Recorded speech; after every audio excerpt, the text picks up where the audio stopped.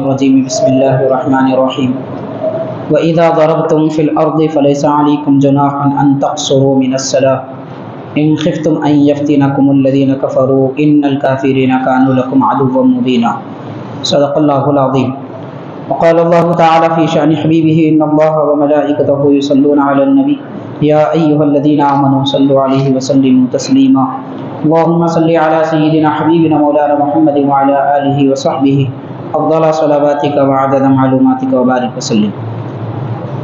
محترم حاضرین معزز سامعین، السلام علیکم ورحمۃ اللہ وبرکاتہ۔ سورہ نساء آیت نمبر 101 آپ کے سامنے تلاوت کی گئی ہے۔ اللہ تبارک و تعالیٰ اس آیت پاک میں کچھ اہم تعلیمات اور مسائل ارشاد فرما رہا ہے۔ اس کا خلاصہ کیا ہے پہلے ہم آپ کے گوشے گزار کریں گے، اس کے بعد وہ آیت پاک پڑھ کر اس کا مفہوم اور ترجمہ سنائیں گے۔ حاضرین، اس آیت پاک میں یہ بتایا جا رہا ہے کہ ایمان والے جب سفر کریں اور سفر کے درمیان میں نماز کا وقت آ جائے تو ان کو حکم یہ دیا جاتا ہے کہ وہ نماز میں قصر کریں۔ قصر کا معنی کیا ہے، قصر کی مسائل کیا ہے، وہ پھر ہم آگے عرض کریں گے۔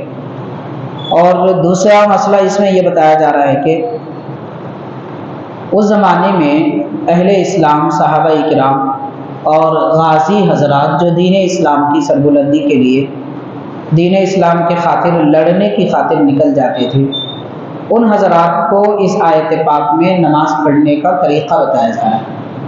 عام وقت کی نماز کا طریقہ علیحدہ ہے اور میدان لڑائی میں نماز کا طریقہ علیحدہ ہے، دونوں میں فرق ہے۔ عام نماز میں جیسے ہم نماز پڑھتے ہیں، پہلی، دوسری، تیسری، چوتھی رکعت پڑھتے ہیں، 2 رکعت بھی ادا کرتے ہیں، لیکن حکم ان لوگوں کے لیے یہ دیا جا رہا ہے کہ جو حضور پاک علیہ الصلوۃ والسلام کے دین کے خاطر لڑتے ہیں، عین لڑائی کے درمیان میں جب وقت نماز آ جائے، حکم یہ دیا گیا ہے کہ ان دین اسلام کے غازیوں کی 2 ٹکڑیاں بنائی جائیں، 2 جماعتیں بنائی جائیں۔ ان میں سے ایک امام صاحب امامت کریں عین لڑائی کے وقت میں، جب لڑائی چل رہی ہے اس درمیان میں امامت کریں، آدھی جماعت اہل اسلام کی امام صاحب کے پیچھے نماز پڑھیں، امام کے ساتھ قیام کریں، رکوع کریں، سجدہ کریں، اور جب 2 سجدے کر کے امام اٹھ جائے تو جو لوگ نماز پڑھ رہے تھے وہ اپنا ہتھیار سنبھال کے دشمنوں کے مقابل ٹھہر جائیں، اور جو ٹھہرے ہوئے تھے وہ لڑائی جنگ بندی تھی، لڑائی نہیں ہو رہی تھی، مگر ان کو اب حکم ہے کہ وہ امام کے پیچھے دوسری رکعت پڑھیں۔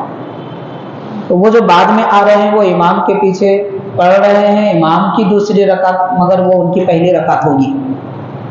اور جب امام رکوع سجدہ کرے اور قاعدہ کرے، قاعدے کے بعد رکوع سجدہ کرے، سجدے کے بعد جب قاعدے میں بیٹھے، تب یہ دوسری رکعت میں جو لوگ شامل ہوئے تھے وہ پھر دشمن سے مقابلے کے لیے ٹھہر جائیں، اور پہلی رکعت جو پڑھ چکے تھے وہ امام کی اقتداء میں آئے،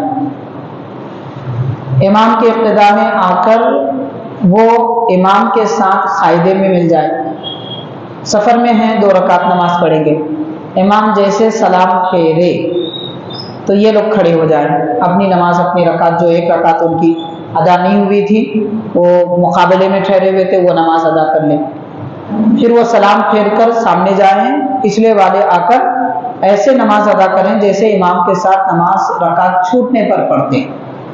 تو اس طریقے سے 2 رکعت نماز عین لڑائی کے درمیان بھی پڑھی جاتی ہے، چھوڑی نہیں جاتی۔ یہ طریقہ اس آیت پاک میں بتایا جا رہا ہے۔ یہاں سے اس بات کا ہم کو اندازہ ہو جائے گا کہ نماز موت کے وقت بھی معاف نہیں ہے، گردن پر تلوار لٹک رہی ہے تو بھی معاف نہیں ہے، دشمن سامنے کھڑا ہوا ہے تو بھی معاف نہیں ہے۔ 2 رکعت ایک ساتھ نہیں پڑھ سکتے تو ایک پڑھیں، ایک ٹھہریں، پھر ایک پڑھیں، پھر ایک کا مقابلہ کریں، مگر نماز پڑھیں۔ سمجھا جا سکتا ہے کہ نماز کی اہمیت کیا ہے، لیکن افسوس کی بات ہے کہ آج ہمارے پاس سب سے زیادہ ناقدرہ کوئی عمل جس کی ہم قدر نہیں کرتے، ایسا کوئی عمل ہم کو نظر آتا ہے تو وہ نماز ہے۔ ہر بات کی قدر ہے، وقت کی اہمیت ہے، آفس کا ٹائم ہے، دکانداری کی ٹائمنگ ہے، ہر وقت کی ٹائمنگ ہے، دعوت میں شریک ہونے کا بھی وقت مقرر ہے، مگر نماز کا کوئی وقت نہیں ہے، جو چاہے جب چاہے پڑھے، پڑھے نہ پڑھے کیا فرق پڑتا ہے؟ تو وہ سارا طریقہ اس آیت پاک میں بتایا جا رہا ہے۔ تو بہرحال پہلی اور دوسری یہ دو آیتوں میں اس کے متعلق وضاحتیں ہیں۔ رب تبارک و تعالیٰ نے فرمایا، اب ہم اس کا ترجمہ سمجھتے ہیں، وَإِذَا ضَرَبْتُمْ فِي الْأَرْضِ، اے لوگو تم سب جب سفر کرو، فَلَيْسَ عَلَيْكُمْ جُنَاحٌ أَن تَقْصُرُوا مِنَ الصَّلَاةِ، تو تم پر کوئی حرج نہیں ہے کہ اپنی نماز میں قصر کرو۔ قصر کا اصل معنی ہوتا ہے مختصر کرنا، اس کو قصر کہتے ہیں۔ تو نماز میں قصر کرنا فرض ہے، یعنی اگر ہم سفر میں ہیں تو 4 رکعت کی بجائے 2 رکعت نماز ادا کرنا ضروری ہے۔ کوئی یہ نہیں کہہ سکتا کہ نہیں میں تو آرام میں ہوں، ایئر کنڈیشن کار میں سفر کر رہا ہوں، میں تو پلین کا سفر کر کے آیا ہوں، میں 4 نہیں 2 رکعت نہیں، میں تو 4 رکعت ہی پڑھوں گا۔ اگر کوئی ایسا کہتا ہے تو وہ حکم خداوندی کے خلاف جاتا ہے۔ جب سفر میں ہیں تو نماز قصر کرنا ضروری ہے، چاہے سفر کتنا بھی آسان کیوں نہ ہو، مگر یہ شریعت کی طرف سے دی گئی رعایت ہے، اس پر عمل کرنا ضروری ہے۔ اب دیکھنا یہ ہے کہ سفر کی مدت کیا ہے اور سفر کس کو کہتے ہیں، یہ سمجھنے کی ضرورت ہے۔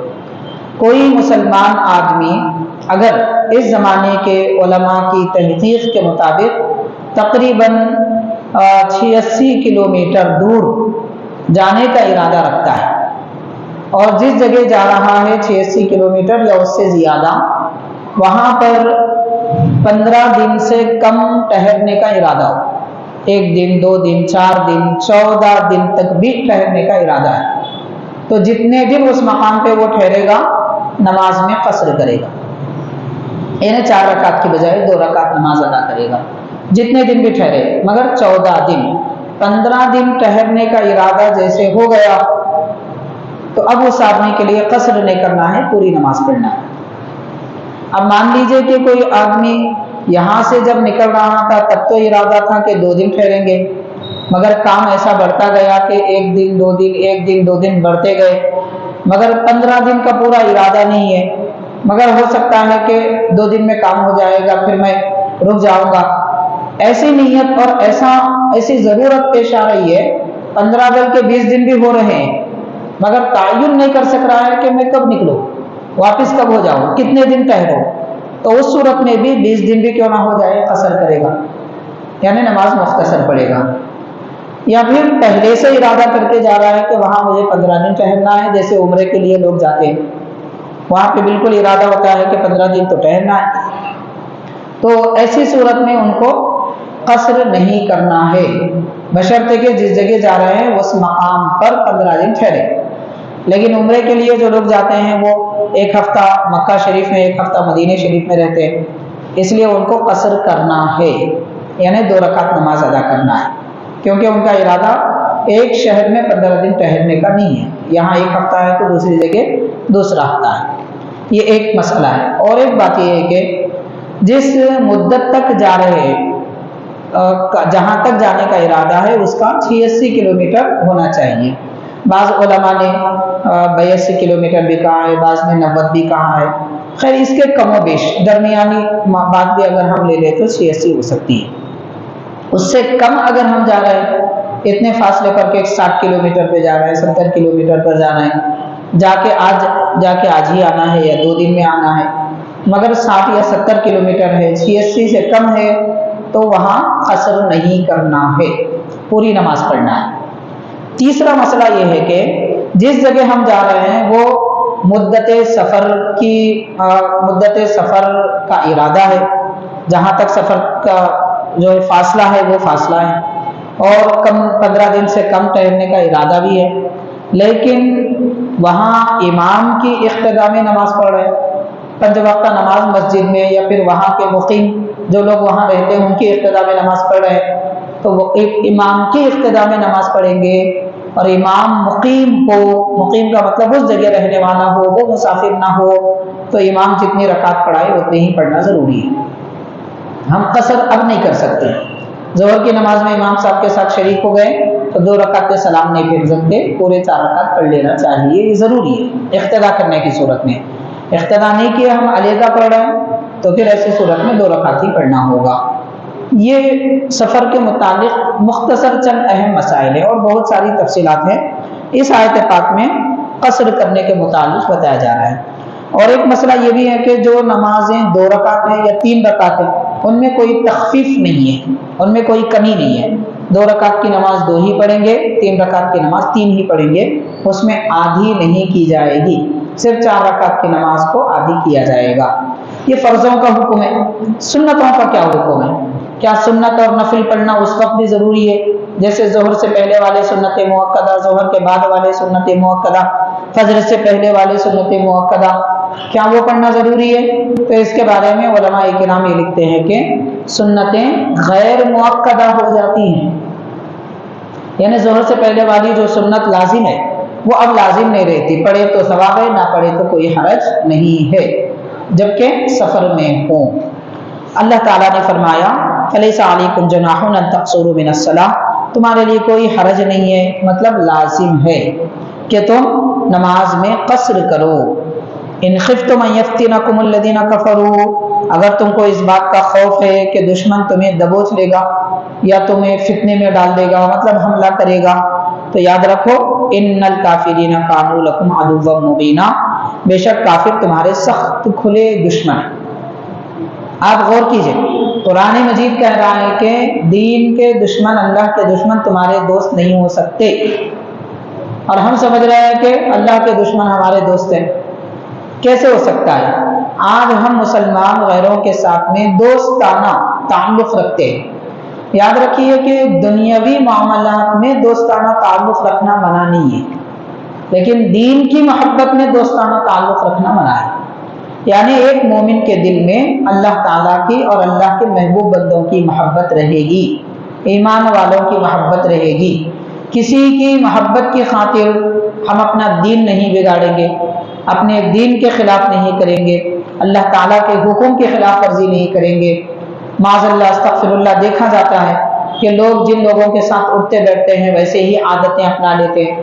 سارے لوگ ساتھ رہنے والے کھڑے کھڑے پیشاب کر رہے ہیں، یہ لوگ بھی کھڑے ہوئے پیشاب کر رہے ہیں، عیب نہیں سمجھ رہے، بلکہ بیٹھ کے پیشاب کرنے کو اب عیب سمجھ رہے ہیں کہ لوگ کیا کریں گے، مجھے مذاق اڑائیں گے وغیرہ، اس قسم کے کام ہو رہے ہیں۔ تو یہ تو دین کی کھلے طور پر خلاف ورزی ہے۔ اللہ تعالیٰ کے جو دشمن ہیں ان کی محبت ہمارے دل میں نہیں ہو سکتی۔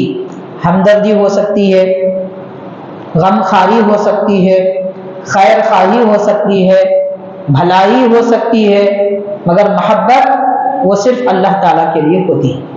بہرحال حاضرین کرام، اللہ تبارک و تعالیٰ نے فرمایا کہ وَإِذَا كُنْتَ فِيهِمْ، کہ اے مخاطب جب تو ان لوگوں میں ہو، فَأَقَمْتَ لَهُمُ الصَّلَاةَ، اور نماز ان کے لیے قائم کرے۔ یا پھر حضور پاک صلی اللہ علیہ وسلم سے اللہ تعالیٰ فرما رہا ہے آپ ان لوگوں کے درمیان ہو کر نماز پڑھائیں، فَلْتَقُمْ طَائِفَةٌ مِّنْهُمْ مَعَكَ، جو لوگ دین کے دشمنوں سے لڑ رہے ہیں ان میں سے ایک جماعت حضور آپ کے ساتھ کھڑی ہو جائے، اور جو دوسری جماعت ہے وَلْيَأْخُذُوا أَسْلِحَتَهُمْ، وہ اپنا ہتھیار سامان لے۔ فَإِذَا سَجَدُوا، اور جب یہ لوگ سجدہ کریں جو ایک رکعت پڑھ رہے ہیں، فَلْيَكُونُوا مِنْ وَرَائِكُمْ، تو یہ لوگ تمہارے پیچھے لوگوں میں سے ہو جائیں، مطلب پیچھے چلے جائیں۔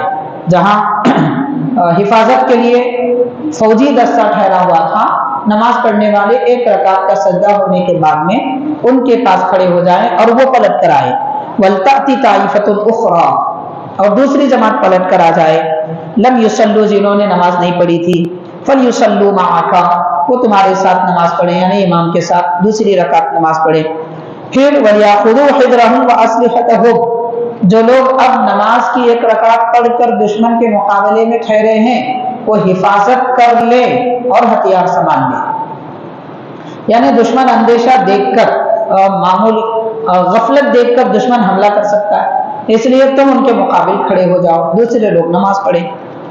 وَدَّ الَّذِينَ كَفَرُوا لَوْ تَغْفُلُونَ عَنْ أَسْلِحَتِكُمْ، کافر یہ چاہتے ہیں، دین کے دشمن یہ چاہتے ہیں کہ تم اپنے ہتھیار سے غافل ہو جاؤ، یعنی تم سب عبادت میں رہ جاؤ، تم سب کو مار دیں، یہ چاہتے ہیں یہ لوگ، اس لیے तुम एक जमात खड़ी हो जाओ और एक जमात नमाज पढ़ो।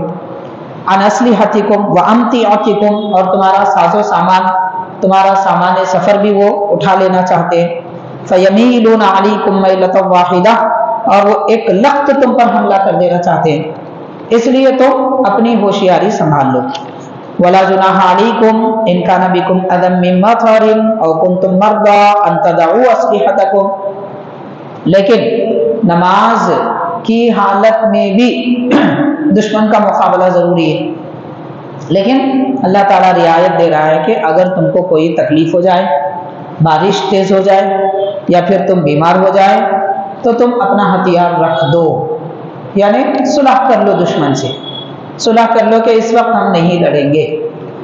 नमाज के वक्त सुलह करने की इजाज़त नहीं है, बारिश के वक्त सुलह करने की इजाज़त है।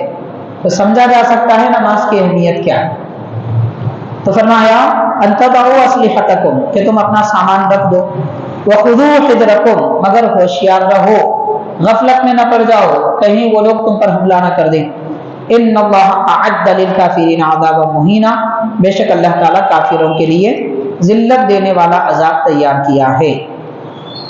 हाज़रीन किराम, इन दो आयत से ये समझा जा सकता है अल्लाह तबारक व तआला बंदों को कितनी रियायत दे रहा है, उन पर कितनी मेहरबानी फरमा रहा है कि सफ़र में है, तकलीफ में होंगे, लिहाजा 2 रकात नमाज पढ़ लो, इजाज़त दी जाती है, लेकिन नमाज मत छोड़ो।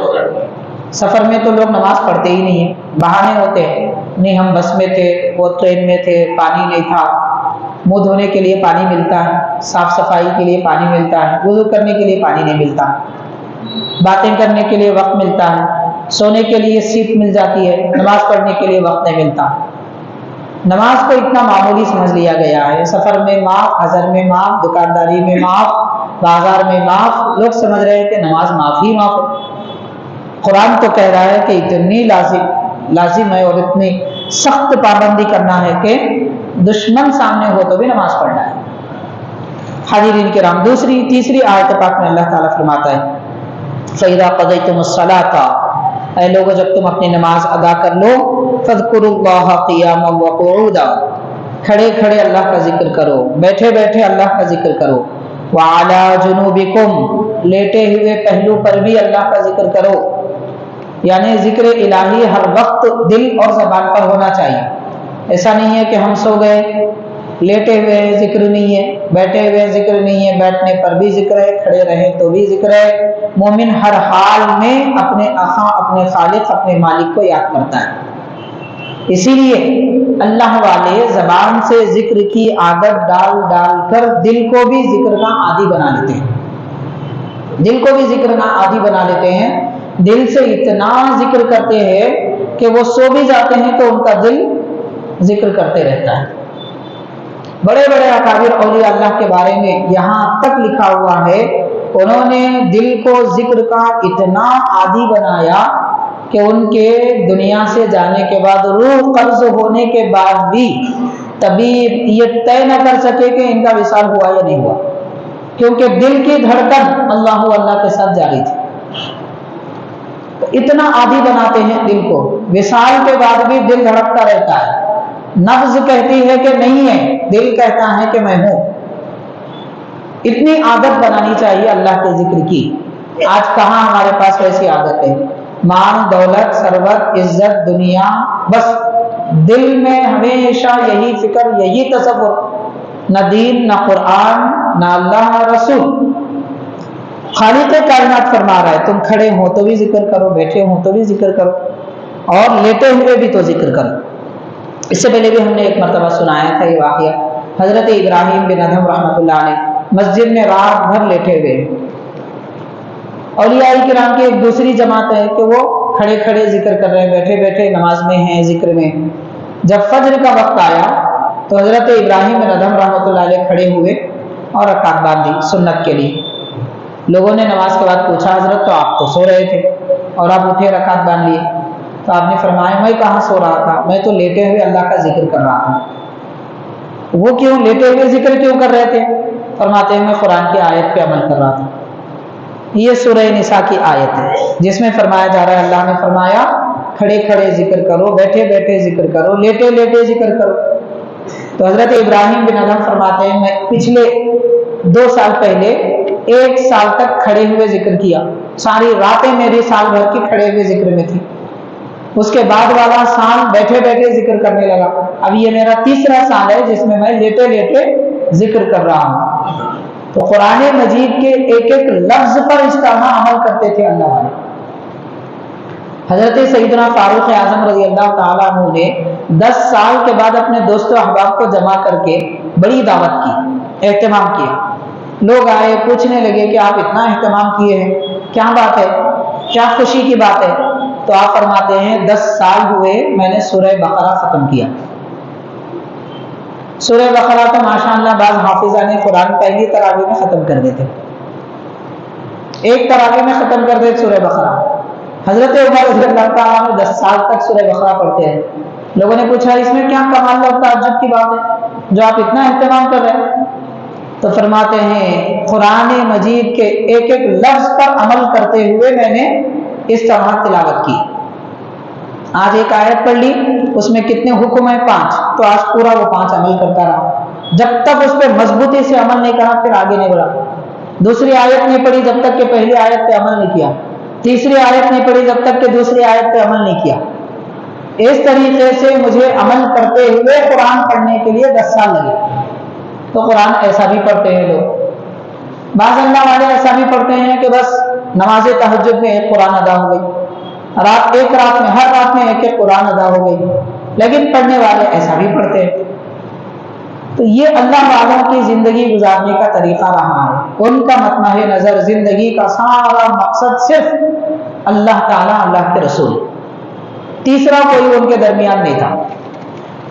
تو فرمایا فَإِذَا اطْمَأْنَنْتُمْ، اے لوگوں جب تم اطمینان کر لو، یعنی تم کو اس بات کا اطمینان ہو جائے کہ اب دشمن سے مقابلہ نہیں کرنا ہے، فَأَقِيمُوا الصَّلَاةَ، تو نماز اب کھل کے قائم کرو۔ اب تک رک رک کے پڑھ رہے تھے، اب واضح طور پر پڑھو۔ إِنَّ الصَّلَاةَ كَانَتْ عَلَى الْمُؤْمِنِينَ كِتَابًا مَوْقُوتًا، بے شک نماز مومنین پر فرض ہے، مقررہ وقت میں فرض کی گئی ہے۔ نماز مقررہ وقت میں فرض کی گئی ہے۔ قرآن پاک کی یہ آیت کریمہ اچھی طرح سمجھنے کی ضرورت ہے، یعنی نماز کا وقت ہے، نماز ٹال کر نہیں پڑھی جا سکتی، ایک بات۔ دوسرا یہ کہ نماز وقت سے پہلے بھی نہیں پڑھی جا سکتی۔ آج کل بعض لوگوں کا دماغ عجیب سا ہے، کچھ بھی پڑھ لیتے ہیں، کچھ بھی سمجھ لیتے ہیں۔ حدیث شریف، ایک حدیث پاک میں آیا ہے حضور پاک صلی اللہ علیہ وسلم نے نماز مغرب اور عشاء ایک ساتھ ادا فرمائی، نماز مغرب اور عشاء ایک ساتھ ادا فرمائی۔ اب یہ لوگ کیا کرنے لگے، آج سفر کرنا ہے تو مغرب میں عشاء پڑھ لے کے نکل گئے۔ کہاں جانا ہے جناب؟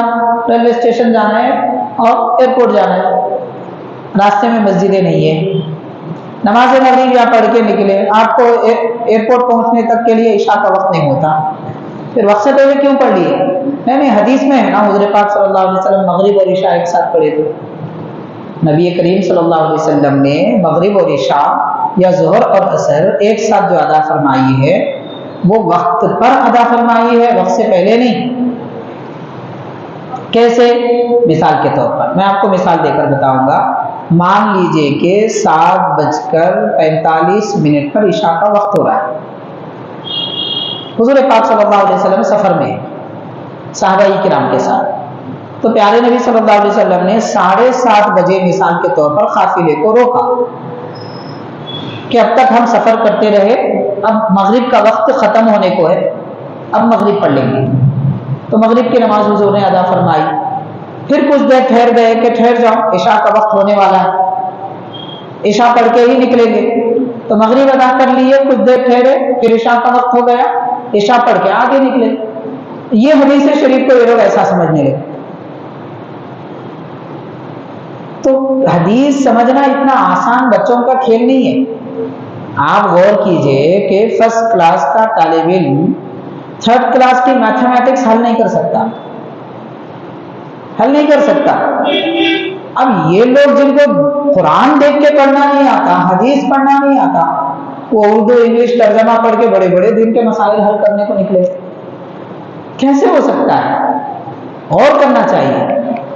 بہرحال حاضرین کرام، یہ دیکھیے قرآن پاک کیا کہہ رہا ہے، نماز مومنین پر مقررہ وقت پر فرض کی گئی ہے، اس کا وقت ہے، وہ وقت سے پہلے وہ وقت کے بعد ادا نہیں کی جا سکتی، وقت سے پہلے ادا کریں گے تو ہوں گی نہیں، وقت کے بعد ادا کریں گے تو قضا ہوگی۔ یہ اس آیت پاک میں بتایا جا رہا ہے۔ وَلَا تَهِنُوا فِي ابْتِغَاءِ الْقَوْمِ، پھر آگے اللہ تعالیٰ فرما رہے ہیں اے ایمان والو، اگر تم کو کسی قوم سے اندیشہ ہے کہ وہ تمہیں ہلاک کریں گے، اس کو تلاش کرنے میں کمزوری نہ دکھاؤ، اپنی قوت دکھاؤ۔ جو تمہیں ہلاک کرنا چاہتے، نقصان پہنچانا چاہتے ہیں، ان کو سمجھو، ان کو جانو، ان سے دور رہو، ان سے پرہیز کرو۔ یہ تعلیم یہاں پر دی جا رہی ہے۔ اور فرمایا ان تکونوا تعلمون، تم سمجھ رہے ہیں کہ وہ تم کو تکلیف دینے والے ہیں، تم ان سے تکلیف محسوس کرتے ہو۔ فَإِنَّهُمْ يَعْلَمُونَ كَمَا تَعْلَمُونَ، جیسے تم کو تکلیف ہوتی ہے تکلیف تو ان کو بھی ہوتی ہے۔ یعنی ایک قوم دوسرے سے لڑ رہی ہے، مان لیجیے اگر لڑائی کر رہے ہیں، ایک قوم ڈر رہی ہے کہ ارے ہم کو تکلیف ہو جائے گی، تو وہ تو ان کو بھی ہوگی، ان کو راحت ملنے والی ہے کیا؟ یا ان کو بہت سارے آرام ملنے والے ہیں، کیا ملنے والا ہے؟ تکلیف تو ان کو بھی ہوگی، تکلیف تو تم کو بھی ہوگی۔ تو ڈر اور تکلیف کے خوف سے دین اسلام کا بگاڑا مت کرو، یہ تعلیم عطا فرمائی جا رہی۔ وَتَرْجُونَ مِنَ اللَّهِ مَا لَا يَرْجُونَ، مگر یہ تو یاد رکھو اللہ تعالیٰ سے تم کو جو امید ہے، تم کو اللہ کی ذات پر جو یقین ہے، ان لوگوں کو وہ یقین اللہ پہ نہیں ہے۔ یہ دولت یقین، یہ امید ہمارے پاس ہے، اور یہ سب سے بڑی دولت ہے جو کسی اور قوم میں نہیں پائی جاتی، اس کو سمجھنے کی ضرورت ہے۔ پھر فرمایا وَكَانَ اللَّهُ عَلِيمًا حَكِيمًا، بے شک اللہ تعالیٰ جاننے والا ہے، حکمت والا ہے۔ تو یہ ساری آیتوں کا خلاصہ کیا بیان کیا جا رہا ہے؟ حاضرین کرام، ایک دور ایسا تھا کہ جس میں لوگوں سے تقابل وغیرہ کے حالات اور اس کے طریقے کچھ اور تھے۔ اب یہ دور ایسا ہے کہ اس دور میں مثال کے طور پر یہ ٹیکنالوجی کا دور ہے، علم کا دور ہے اور تجارت کا دور ہے۔ اس میدان میں مسلمان کو پیچھے نہیں رہنا چاہیے۔ ہر ایک زمانے کے تقاضے الگ الگ ہوتے ہیں، پچھلے زمانے میں کچھ الگ حالات تھے، اب حالات الگ ہیں۔ اب مسلمان کو پیچھے نہیں رہنا چاہیے، وہ نمازی بھی رہے، زکوٰۃ بھی دینے والا رہے، حج بھی کرنے والا رہے، تہجد گزار بھی ہو، تلاوت قرآن کرنے والا بھی ہو، مگر سب سے نامور تاجر بھی ہو، سب سے بہترین ڈاکٹر بھی ہو، سب سے معیاری وکیل بھی ہو، سب سے سمجھدار عقل مند اور سیاستدان بھی ہو۔ یہ میدان میں بھی مسلمان کو آگے رہنا چاہیے۔ یہ تعلیم ان آیات پاک میں دی جا رہی ہے۔ الفاظ وہ استعمال ہوئے ہیں جو پرانے زمانے کے حالات تھے، مگر وہ پرانے زمانے کے حالات میں آئینہ نئے زمانے کا ہم کو دکھایا جا رہا ہے۔ تو لہٰذا ہمیں چاہیے اگر ہم ترقی کرنا چاہتے ہیں، کسی میدان میں مسلمان پیچھے نہ رہے۔ یہ سستی، یہ کاہلی، یہ سونا، یہ آرام کرنا، یہ رات میں جاگنا، یہ دن میں سست پڑے رہنا، یہ سب چیزیں کام آنے والی نہیں ہیں۔ مسلمان کو ہوشیار ہو جانا چاہیے۔ ہمارا ایک ایسا بازار ہو کہ جس کے بغیر شہر نہ چلتا ہو، ہمارا ایک ایسا پوزیشن ہو کہ ہمارے بغیر کوئی دوسرا کام نہ بنتا ہو۔ ایسا مقام ایمان والوں کو بنانا چاہیے۔ میں اکثر ایک بات عرض کرتا ہوں، اگر مسلمان ایک دن کاروبار بند کرے تو لوگ ہاتھ جوڑ کر کہیں کہ بھائی آپ کاروبار کرو ورنہ ہمارا نقصان ہو جائے گا۔ ایسا مقام پیدا کرنا چاہیے مسلمانوں کو، مگر کچھ نہیں ہے۔ اور ایک بات بھی یاد رکھنا چاہیے کہ پستی میں آ کر مسلمانوں کو دنیا کی طرف مسلمان مائل ہو چکے ہیں، دنیا کی طرف مسلمانوں کو مائل ہو کر 100 سال ہو چکے، دین چھوڑ کر بھاگ گئے، 100 سال ہو چکے، لیکن یہ 100 سال کے عرصے میں نہ دنیا کما سکے نہ دین پا سکے۔ افسوس یہ جو قوم گئی تھی کم از کم دنیا میں تو کچھ نامور ہونا چاہیے تھا، زیرو ہے، کچھ نہیں ہے، کسی میدان میں کچھ بھی نہیں ہے، نہ کوئی مقام، نہ کوئی وقار، نہ سیاست میں کوئی اونچا مقام۔ ہر قوم ہم سے کھیلتی، ہم کو یوز کرتی، ہر قوم بس جب دل بولا استعمال کر لیے اور وہ پان کھا کے تھوکتے بولتے نا ویسا کر لیتے۔ یہ حال ہو چکا ہے۔ ایسا مقام ہمارا یہ تو بڑی ذلت کا مقام، اپنا مقام بنانا چاہیے۔ قرآن مجید میں بارہا آیات میں یہی تعلیم دی جا رہی ہے، دین اگر باقی رکھنا ہے تو اپنی قوت باقی رکھنی ہوگی، قوت ٹیکنالوجی میں رکھیے، قوت علم میں رکھیے، قوت عقل سمجھ میں رکھیے، قوت تجارت میں پیدا کیجیے، ہر جگہ اپنا مقام ہونا چاہیے، اور اس کے ساتھ میں اتحاد ضروری ہے۔ اتحاد زندگی ہے تو انتشار موت ہے، بڑا مشہور محاورہ ہے۔ بہرحال یہ چند آیت کریمہ ہیں جن میں اہل اسلام کو جھنجھوڑا جا رہا ہے اور ان کو ان کی دنیاوی سنوارنے کا حکم دیا جا رہا ہے۔ اللہ تعالی ہم سب کو قرآن مجید سمجھنے کی توفیق دے، آیات کریمہ کی برکتوں سے دنیا و آخرت میں ہمیں سرفراز فرمائے، اللہ کے کلام کو سمجھنا اور اس پر عمل کرنا آسان فرما دے۔ صلی اللہ تعالی وسلم علی خیر خلقہ سیدنا محمد وعلی آلہ واصحابہ اجمعین والحمد للہ رب العالمین۔